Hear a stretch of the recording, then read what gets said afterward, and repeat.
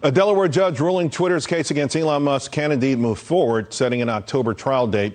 Twitter, of course, trying to hold Elon Musk to his $44 billion takeover bid.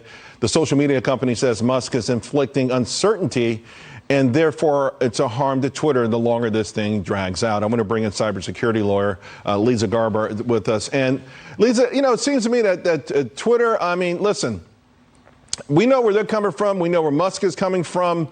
And it all seems to center around a certain amount of transparency, at least officially, legally. Your thoughts on that? Hi, Charles. Great to see you this afternoon.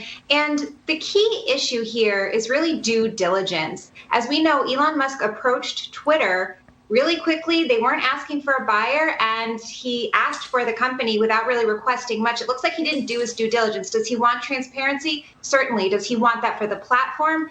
Definitely.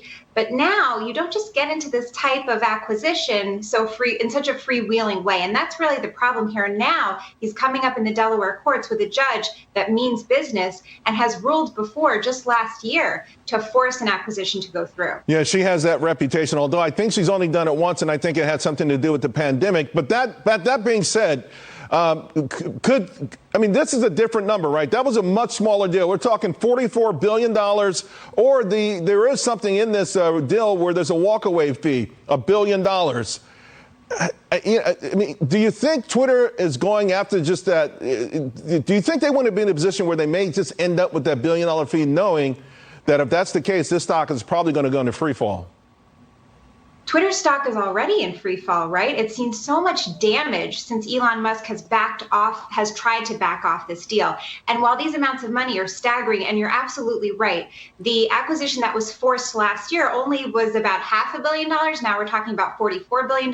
And to put on top of it, you have forcing an acquisition for someone who sounds like he doesn't want to be involved anymore. Do you want a company run under that kind of leadership? But here, despite the $1 billion penalty fee, which could just come into play if Musk says my funding has fallen through, which obviously is not going to happen at this stage, really what we're talking about is getting into a settlement, trying to renegotiate the price. And that's probably what both sides want. Yeah. They also don't want it to drag on. The trial is set for 5 days maximum. Yeah, that's absolutely remarkable. I'm still in a camp that believes that there will be a deal at a much smaller price. It'll be north of 20, whereas where I think the stock would go, and somewhere ironically, right around here. I wouldn't be surprised. I want to ask you about another trial that has a lot of people captivated, myself included, because it feels like maybe there could be some justice coming to the players on Wall Street, not just firms writing billion-dollar fines. So you've got these J.P. Morgan traders allegedly duping the public. They would put in these buy orders, pull them out. The spoofing thing, they call it. And the trial is just starting, but they're already talking about Bear Stearns, the attitudes on Wall Street, and how, for the most part, they've gotten away with this. Wall Street players have always been able to do almost anything they've wanted and almost always walked away. The worst that ever happens is a fine. Could that change now? This is fascinating, and you're exactly right. The dramatics of this trial could change everything. And we're seeing that this trial could probably take 5 weeks as opposed to the 5 days for Twitter, just to put it in perspective. But the JP Morgan fiasco has gone back for almost a decade.